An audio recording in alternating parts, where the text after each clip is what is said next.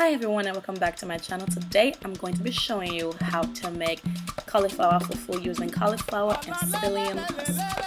Let's cook.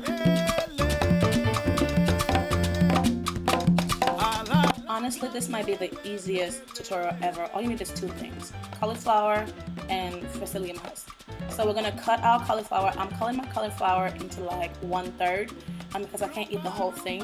So I'm gonna dice it, not too big, just a decent size, a blendable size. I'm going to put it in the blender and I'm going to blend it until it is smooth. Not smooth puree, but smooth like a good blend, just a little bit of water. We're still going to put some water out later on. We're going to pour some water out later on, but just enough water to blend it, right? So what I'm going to do right now, I'm just going to pulse it at first to really get all the vegetable down. Then I'm going to add some more water because I needed more water. I'm going to add more water and pulse it again and blend it until it is to my satisfaction of smoothness. Right there.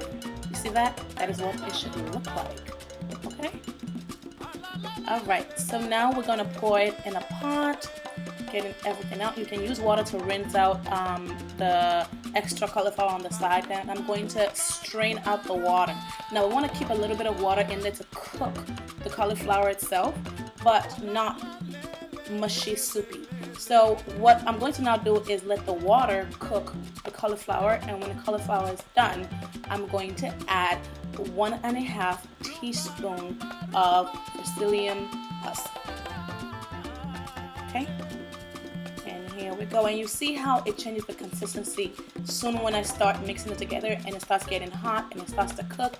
It's going to change the consistency of the cauliflower from just plain regular cauliflower to fufu. You see it? So just keep stirring and pounding and cooking. Keep it on low heat and just keep stirring and pounding until it is done. This whole process takes about 10 minutes. Very, very simple, very, very easy, and delicious.